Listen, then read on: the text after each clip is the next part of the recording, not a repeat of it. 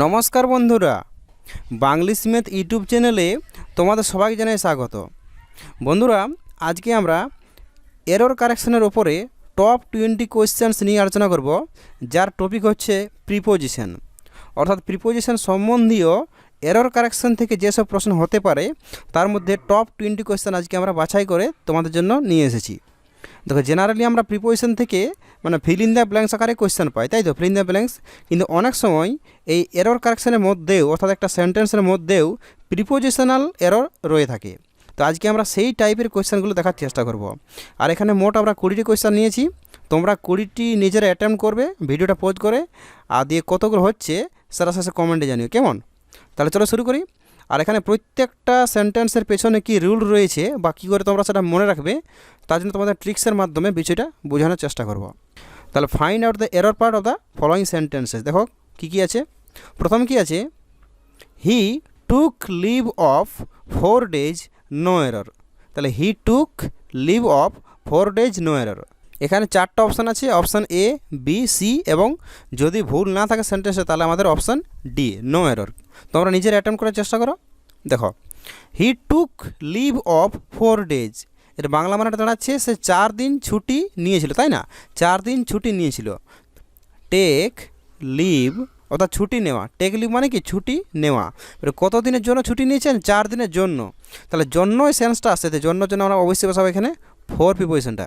তাহলে take leave 4, take leave 4।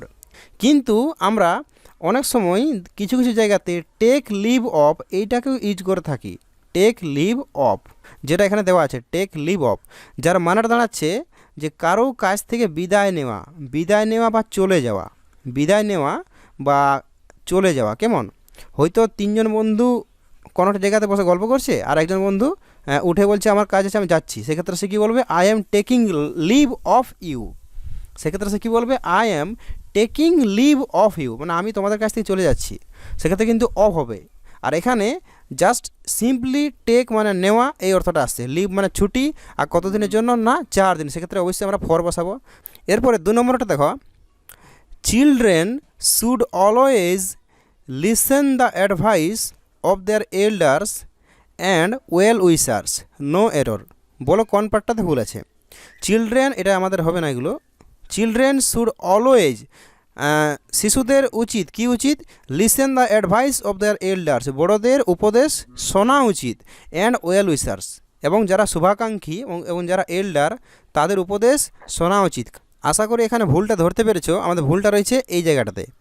এই লিসেনের পরে আমরা সবসময় একটা প্রিপোজিশন টু বসাই, কেমন?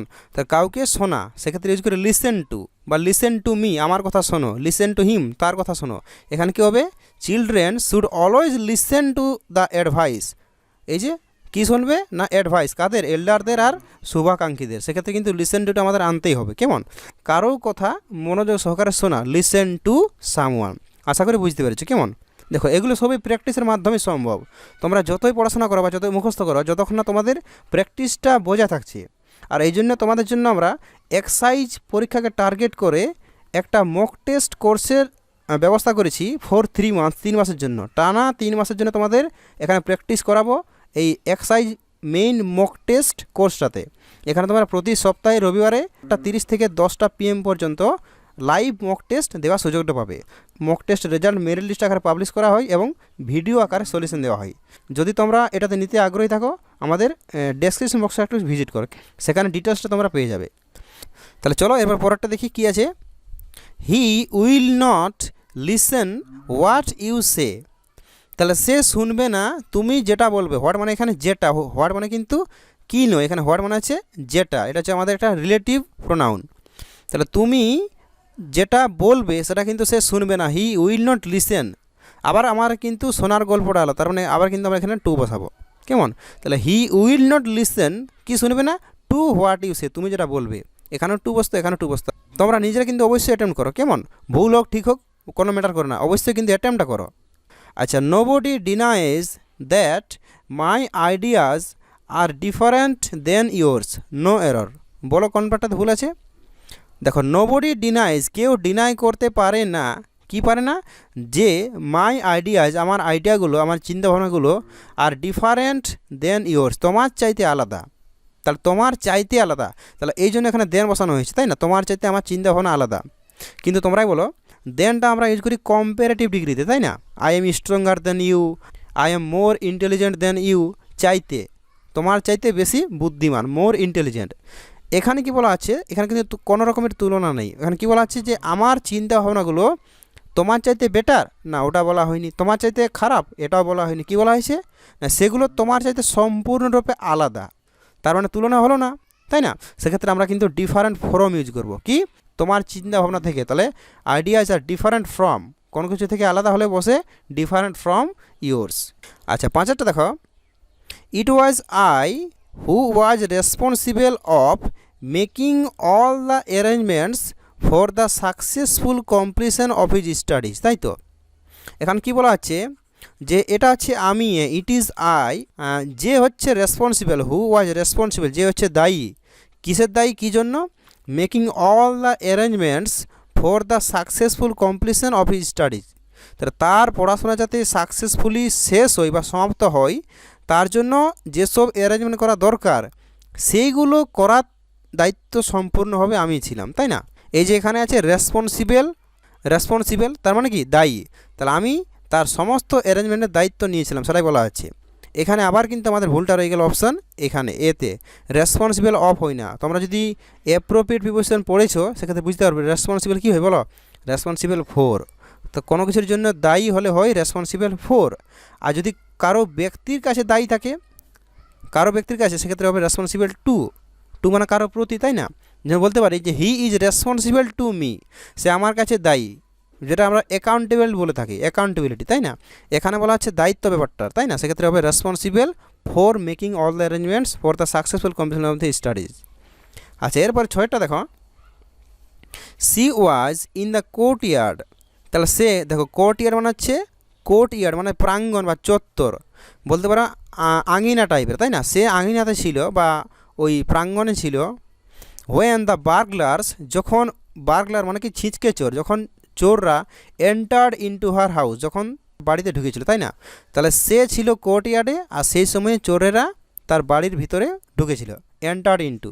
এটাও নিশ্চয়ই বুঝতে পারছো আমাদের ভুলটা গিয়েছে এখানে। এন্টারের পর কিন্তু আমরা ইনটু বসাই না। কখন বসাই না? যখন জেনারেলি প্রবেশ করা অর্থ আসে। প্রবেশ করা মানে কি, কারো বাড়ির ভিতরে প্রবেশ করা। এন্টার মানেই হচ্ছে প্রবেশ করা, এন্টার মানেই হচ্ছে প্রবেশ করা, তার মানে বাইরে থেকে ভিতরে প্রবেশ করা, সেটা হচ্ছে এন্টার। তার মানে এর মধ্যে কিন্তু ইনটু সেন্সটা অটোমেটিক লুকিয়ে আছে, বাইরে থেকে ভিতরে প্রবেশটাকে বলা হচ্ছে এন্টার, তার মানে ইনটুটা কিন্তু এক্সট্রা বসাতে পারি না। তাহলে সিম্পলি কী হতো না, entered her house, when the burglars entered her house. কিন্তু এন্টারের পরে ইনটু একটা জায়গাতে বসাই, এন্টারের পরে আমরা ইনটু একটা জায়গাতে বসাই, বলো তো কখন? যখন কোনো আলোচনা হচ্ছে, ধরে নাও তিনজন বন্ধু আছে এখানে, আর তিনজন বন্ধু আলোচনা করছে, আর হঠাৎ অন্য একজন বন্ধু তার মধ্যে যুক্ত হলো আলোচনাতে, সেক্ষেত্রে বলতে পারো the fourth friend enter into the discussion. তাহলে এই 4 নম্বর বন্ধুটা এই তিনজনের মধ্যে আলোচনাতে প্রবেশ করলো। কেমন? এখানে কিন্তু এই বাড়ির ভেতরে প্রবেশ করা বোঝাচ্ছে না, সেক্ষেত্রে কিন্তু ইনটুটা অ্যাপ্রোপ্রিয়েট। আর যদি ফিজিক্যালিভাবে প্রবেশ করা বোঝায় সেক্ষেত্রে কিন্তু ইনটু বসাবো না। তাহলে আমাদের অ্যান্সার ভুল আছে অপশান 3-তে, তাই না? সিতে রয়েছে ভুলটা। আচ্ছা, এরপরে 7-এরটা দেখো, our teacher এমফেসাইজড on the use of correct grammar. তাহলে আমাদের শিক্ষক মহাশয় কোনটার উপর বেশি জোর দেন না, সঠিক গ্রামার ব্যবহারের উপর, তাই না? এমফেসাইজ মানে কি, কোনো কিছুর প্রতি জোর দেওয়া, বলতে পারো পুট ফোর্স, বেশি জোর দিয়ে বলা, সেক্ষেত্রে ইউজ করি এমফেসাইজড। কেমন? তো এমফেসাইজের পরে আমরা কিন্তু কখনোই প্রিপোজিশন ইউজ করি না, কারণ এমফেসাইজ মানে হচ্ছে কোনো বিষয়ের ওপরে জোর দেওয়া। তাহলে কোনো বিষয়ের ওপরে জোর দেওয়া, তাহলে ওপরের সেন্সটা কিন্তু এর মধ্যেই লুকিয়ে আছে, কোনটার মধ্যে? এমফেসাইজ ওয়ার্ডের মধ্যে। তাহলে আমরা কিন্তু এক্সট্রা করে অনটা দিতে পারি না। তাহলে সিম্পলি কী হতো, our teacher এমফেসাইজড the use of English grammar বা কারেক্ট গ্রামার। কিন্তু এটাকে যদি আমরা নাউন হিসাবে ব্যবহার করি সেক্ষেত্রে হবে এমফেসিস, তাই না? এমফেসিস হচ্ছে নাউনটা, আর ভার্বটা ছিল আমাদের এমফেসাইজ। তো নাউন হিসাবে ইউজ করলে কিন্তু আমাদের অনটা দিতে হবে। কেমন? সেক্ষেত্রে কী হতো, our teacher put emphasis, our teacher put emphasis on the use of correct grammar. On হতে পারে বা আপন হতে পারে, দুটোই হয়। কেমন? কিন্তু যখন আমরা ভার্ব ইউজ করব সেক্ষেত্রে কিন্তু নো প্রিপোজিশন। এরপর 8টা দেখো, on the time of the opening ceremony of the theatre a large crowd had assembled, no error. বলো কোনটাতে ভুল আছে? অন দ্য টাইম মানে কোন সময়ে, of the opening ceremony of the theatre, তাহলে ওই প্রেক্ষাগৃহর ওপেনিং সেরিমনির সময়ে এ লার্জ ক্রাউড, এটা বিশাল ভিড়, হেড অ্যাসেম্বল জড়ো হয়েছিল। তাহলে বলো এখানে কোন পার্টটাতে ভুলটা আছে? দেখো অফ দ্য ওপেনিং সেরিমনি ঠিকই রয়েছে, লার্জ ক্রাউড হেড অ্যাসেম্বল ঠিকই আছে, আমাদের ভুলটা রয়েছে এই ফার্স্ট পার্টেই। On the time, on the time তার মানে কি ওই সময়ে, তাই না? ওই সময়ে। তো অন আমরা ইউজ করি যখন কোনো বার বোঝায়, বার মানে এই সানডে, মানডে, টুয়েসডে, সেক্ষেত্রে বসাই অন, কেমন? কিন্তু যদি স্পেসিফিক কোনো সময় হয়, যেমন যদি কোনো স্পেসিফিক টাইম বোঝায়, সেক্ষেত্রে ইউজ করি অ্যাট। কেমন? যেমন বলতে পারি যে আমি সকাল 10টাতে স্কুলে যাই, তাহলে I go to school at 10 AM। Exactly 10টা বোঝাচ্ছে, ওই জন্য বসাচ্ছি অ্যাট। কেমন? এখানে কি বলা হচ্ছে যে ওপেনিং সেরিমনির সময়ে, তার মানে সময়টা কিন্তু হয়ে গেল নির্দিষ্ট। কোন সময়ে? না ওপেনিং সেরিমনির সময়, যেটা কিন্তু ফিক্সড, একটা নির্দিষ্ট সময়ে ওপেনিংটা হয়েছিল। তাহলে এক্ষেত্রে আমরা কিন্তু অন ইউজ করতে পারি না, এটা আমরা করব অ্যাট। কেমন? অথবা বলতে পারতাম ডিউরিং দ্য টাইম অফ, ওটা হতে পারতো, কিন্তু এখানে অনটা কিন্তু হবে না, এর বদলে অ্যাটলিস্ট আমাদের অ্যাটটা ইউজ করতে হবে। কেমন? তাহলে at the time of the opening ceremony দিয়ে ডট ডট ডট। আচ্ছা, এরপরে নয়টা দেখো, while they were returning from school, তাহলে যখন তারা স্কুল থেকে ফিরছিল, এই stalker attacked on them with a knife, একটা স্টোকারে তাদের উপরে আক্রমণ করেছিল একটা ছুরি দিয়ে, তাই না? স্টোকার, স্টোকার, স্টোকার মানে কি? দেখো ওয়ার্ডটা আছে স্টক থেকে, STALK। স্টক মানে হচ্ছে কাউকে ছিনতাই করা, বলতে পারো লুট করে নেওয়া, কাউকে লুট করে নেওয়া, সেখান থেকে বলতে পারো লুটবাজ, তাই না? বা ছিনতাইকারী হতে পারে। তাহলে তারা যখন স্কুল থেকে ফিরছিল, সেই সময় একজন ছিনতাইকারী তাদের উপরে ছুরি নিয়ে আঘাত এনেছিল, তাই না? তাহলে বলো কোথায় ভুল আছে? While they were returning from school ঠিকই রয়েছে, এই স্টোকার অ্যাটাকড অন দেম। দেখো ভুলটা আমাদের এখানে আছে, অ্যাটাক মানে হচ্ছে কারো ওপরে আক্রমণ করা, তাই না? কারো ওপরে আক্রমণ, তাহলে এর ওপরেই কিন্তু আমরা, ওপরে সেন্সটা কিন্তু এর মধ্যেই আছে, কারো ওপরে আক্রমণ। তাহলে আর আমরা কিন্তু এখানে অন বসাতে পারি না, সিম্পলি বলে দেবো অ্যাটাক সামওয়ান। অ্যাটাকটাকে যদি আমরা ভার্ব হিসাবে ব্যবহার করি, সেক্ষেত্রে আমাদের কিন্তু কোনো প্রিপোজিশন দেওয়ার প্রয়োজন নেই। কেমন? তাহলে অ্যাটাক সামওয়ান, তাহলে অপশান সিতে রয়েছে ভুলটা। আচ্ছা, এরপর 10টা দেখো, the decline of his moral values has caused A lot of pain to his parents. বলা হচ্ছে যে তার নৈতিক মূল্যবোধের যে পতন, ডিক্লাইন হচ্ছে নমে যাওয়া বা পতন, নৈতিক মূল্যবোধের যে পতন, সেটা অনেক কষ্ট দিয়েছে কাদের? তার বাবা মাকে, তার পেরেন্টদের। কেমন? তার পতনটাই কিন্তু তার বাবা মায়ের কষ্টের কারণ। তাহলে হেড, এটা কিন্তু ঠিকই রয়েছে। দেখো a of pain, a lot of pain ঠিকই রয়েছে, টু হিজ প্যারেন্ট ঠিকই রয়েছে। এখানে ভুলটা রয়েছে আমাদের এখানে অপশান এতে। The decline of his moral values হবে না। দেখো মোরাল ভ্যালুর কিন্তু কখনো পতন হয় না, তোমরাই বলো মোরাল ভ্যালু কখনোই পতন হয় কি না? তাহলে মোরাল ভ্যালু তার মধ্যে যেটা আছে সেইটার পতন হয়েছে। কেমন? তাহলে হবে the decline in his moral values. কী হবে? ইন মানে মধ্যে, তার মধ্যে যে মোরাল ভ্যালু রয়েছে, কিন্তু এমনিতে কিন্তু মোরাল ভ্যালু কোনো দিন পতন হয় না। কেমন? তাহলে the decline in his moral values has caused a lot of pain to his parents. এখানে অপশান এতে রয়েছে ভুলটা। কী হতো? The decline in his. এরপরে 11টা দেখো, without thinking for a moment, তাহলে একটুক্ষণও চিন্তা না করে he entrusted me in all the responsibilities. তাহলে সে একটুও চিন্তা না করে সে তার সমস্ত দায়িত্ব আমার উপরে দিয়ে দিল, দায়িত্বক্ষণও চিন্তা না করে। তাহলে উইদাউট থিঙ্কিং ঠিক আছে, ফর এ মোমেন্ট এটাও ঠিক আছে, entrusted me in all the, দেখো ইন মানে মধ্যে, তাই না? এন্ট্রাস্টের পরে কিন্তু আমরা সবসময় অ্যাপ্রোপ্রিয়েট প্রিপোজিশন বসাই উইথ। কি হয়? Entrust with. তাহলে কী হবে এখানে? না একটুক্ষণও চিন্তা না করে সে সমস্ত কিছু দায়িত্ব, he entrusted me with all the responsibility, সমস্ত কিছু দায়িত্ব দিয়ে উইথ হবে, এখানে দায়িত্বটা চাপালো, তাই না? তাহলে entrusted me with all the responsibility, যেখানে অপশন সিতে রয়েছে ভুলটা। আচ্ছা, এরপর 12তে দেখো, Sudha fell in the well and nobody tried to save him. তাহলে সুধা নদীতে, নদী কেন হবে? এটা আছে কুয়ো, তাই না? তাহলে কুয়োতে পড়ে গেল এবং কেউ তাদেরকে বাঁচাতে চেষ্টা করেছিল না। তাহলে বলো কোনটাতে ভুল আছে? এটা আশা করি তোমরা সবাই পারবে, যেহেতু এখানে বুঝতে পারছো নদীতে পড়া, সরি কুয়োতে পড়া, তাই না? তাহলে কুয়োর মধ্যে পড়া, বাইরে থেকে ভিতরে প্রবেশ করা, সেক্ষেত্রে হবে ইনটু, তাই না?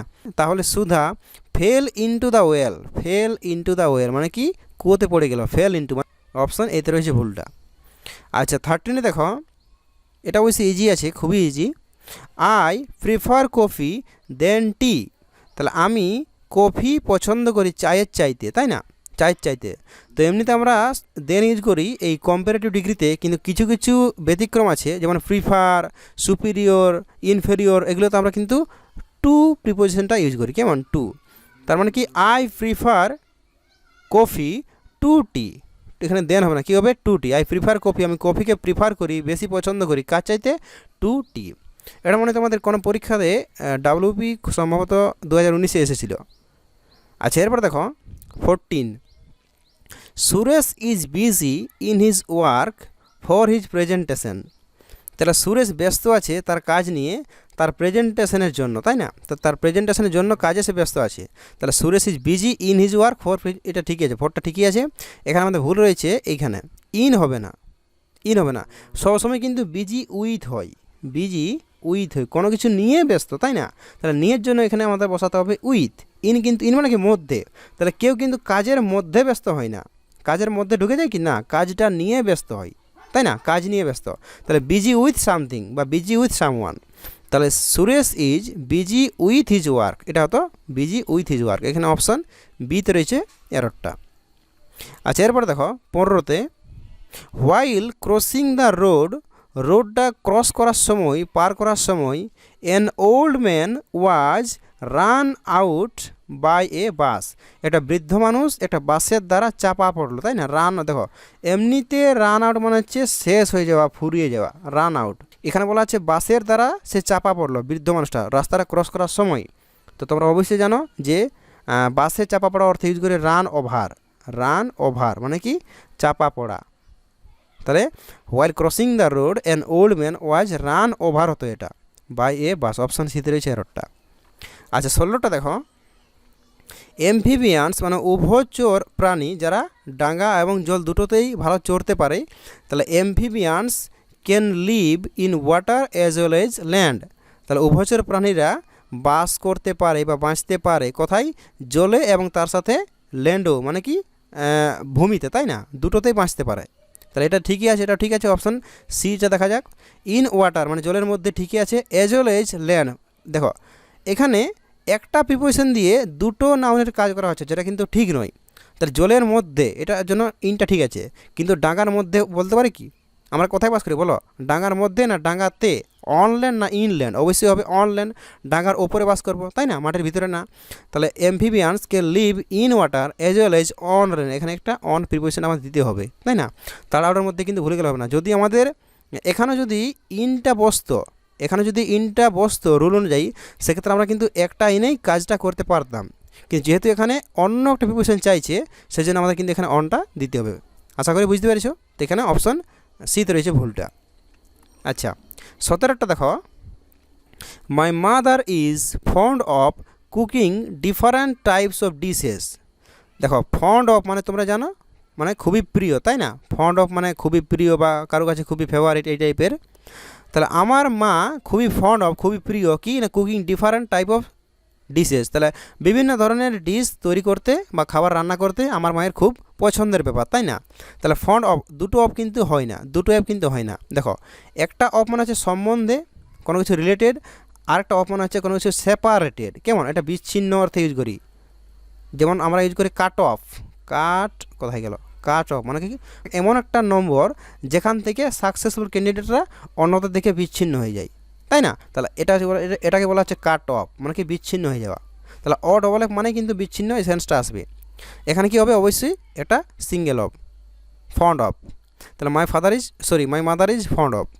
আচ্ছা এরপরে 18টা দেখো, our teacher can not control on the students, দেখো আমাদের শিক্ষক মহাশয় ছাত্রদেরকে কন্ট্রোল করতে পারেন না। দেখো ক্যান নট কন্ট্রোল অন কিন্তু হবে না, অন বসাই কোনো কিছুর ওপরে বোঝাতে। তাহলে এখানে ডাইরেক্ট বলা আছে যে ছাত্রদেরকে কন্ট্রোল করা, তাহলে কন্ট্রোল দ্য স্টুডেন্টস, আমি তোমাকে কন্ট্রোল করতে পারি না, I can not control you, অন্য কোনো প্রিপোজিশন কিন্তু দেওয়ার এখানে প্রয়োজন নেই।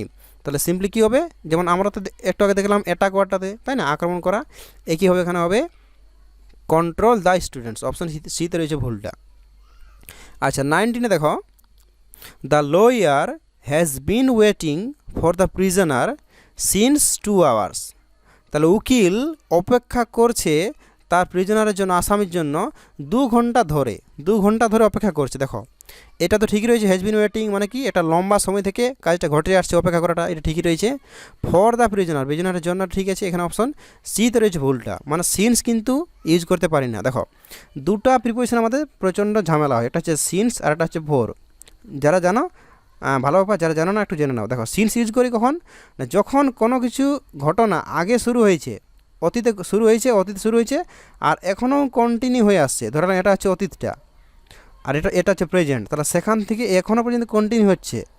এখানে যেমন অপেক্ষাটা, দেখো অপেক্ষাটা তোমরাই বলো, যদি বলতো যে সকালে থেকে অপেক্ষা করছে, অর্থাৎ মর্নিং শুরু হয়েছে এখন দুপুর হচ্ছে, সেক্ষেত্রে আমরা ইউজ করতাম সিন্স, মানে মর্নিং থেকে হয়ে এখন দুপুরে গড়ালো, দুপুরে, সেক্ষেত্রে হতো সিন্স। এখানে কী বলা আছে, 2 ঘন্টা ধরে, 2 ঘন্টা ধরে অর্থে আমরা কিন্তু ইউজ করবো এখানে ফর প্রিপোজিশনটা, কেমন, ফর মানে কোনো কিছুর জন্য বা ধরে। তাহলে ফর 2 আওয়ার্স মানে কি, এটা সিম্পলি 2 ঘন্টা ধরে, তাহলে পাস্টে কোনো কিছু শুরু হয়েছে এমন কিছু না, জাস্ট 2 ঘন্টা ধরে অপেক্ষা করেছে, এরকম অর্থে ইউজ করি ফর 2 আওয়ার্স। কিন্তু যদি একটা স্পেসিফিক টাইম দিত যে সকাল থেকে, সেক্ষেত্রে কিন্তু সিন্স হতো, মানে কি সিন্স মানে হচ্ছে হইতে, সিন্স মানে হচ্ছে হইতে মানে কি সকাল হইতে, আর ফর মানে হচ্ছে জন্য। তাহলে এখানে বলতে পারি যে 2 ঘন্টা ধরে বা 2 ঘন্টার জন্য সে অপেক্ষা করছে, এক্ষেত্রে কিন্তু আমাদের অপশান সিতে রয়েছে ভুলটা, এটা হতো আমাদের ফর 2 আওয়ার্স। আচ্ছা এরপরে আমাদের এই সিরিজের লাস্ট কোয়েশ্চেনটা দেখো তোমরা পারো কি না। Mister beacon has great affection to his family, তাহলে মিস্টার বেকনের একটা অ্যাফেকশন রয়েছে, একটা স্নেহ রয়েছে, কোথায় না তার পরিবারের প্রতি, টু হিজ ফ্যামিলি, তাই না। তা আচ্ছা এখানে তোমরাই বলো, অ্যাফেকশন মানে হচ্ছে স্নেহ, অ্যাফেকশন মানে হচ্ছে স্নেহ, তো স্নেহ কারো জন্য থাকে, তাই না, স্নেহ কিন্তু কারো জন্য হয়। আরটা এর অ্যাডজেক্টিভ হচ্ছে স্নেহশীল, স্নেহশীল কিন্তু কারো প্রতি হয়, কারো প্রতি হয়, তাই না। তাহলে স্নেহ কারো কিছু জন্য থাকে আর স্নেহশীল কারো প্রতি হয়। এখানে বলা হচ্ছে অ্যাফেকশন মানে হচ্ছে নাউন ফর্মটা, সেক্ষেত্রে হবে ফর, বসাতে হবে ফর ইজ ফ্যামিলি, তাই না। তাহলে অ্যাফেকশন ফর হয়, অ্যাফেকশন ফর হয় কারোর জন্য স্নেহ থাকে, কিন্তু অ্যাফেকশনেট টু হয় কারো প্রতি স্নেহশীল। এখানে বলা হচ্ছে অ্যাফেকশন, সেই জন্য বসাচ্ছি ফর। হ্যাঁ এটা যদি বলা হতো যে মিস্টার বেকন ওয়াজ অ্যাফেকশনেট বা ইজ অ্যাফেকশনেট, সেক্ষেত্রে কিন্তু টু বসাতাম, যেহেতু এখানে নাউন আছে সেই জন্য বসাচ্ছি ফর। তাহলে আশা করি এই সিরিজটা তোমাদের ভালো লেগেছে, আর এরকম কন্টিনিউ করতে চাও কি না এরকম সিরিজটা কমেন্ট করবে অবশ্যই। আর তোমরা যদি প্র্যাকটিস পেজে আমাদের জয়েন হতে চাও, আমাদের এই লিঙ্কে ক্লিক করে আমাদের টেলিগ্রামে জয়েন হয়েছে, সেখানে বিস্তারিত দেওয়া আছে, কেমন। এছাড়া তোমাদের জন্য ফ্রিতে অনেক সময় মক টেস্ট করে থাকি, যেমন কিছুদিন আগে আমাদের হয়ে গেল WP মেগা মক টেস্টটা, যেখানে 1000-এর বেশি ছেলে পার্টিসিপেট করেছিল। তো ভবিষ্যতে তোমাদের জন্য আরও মক টেস্ট এরকম নেব, কেমন। তোমরা এই লিঙ্কে ক্লিক করে আমাদের টেলিগ্রামে যুক্ত হয়ে যাও। Okay, thank you, thanks for watching.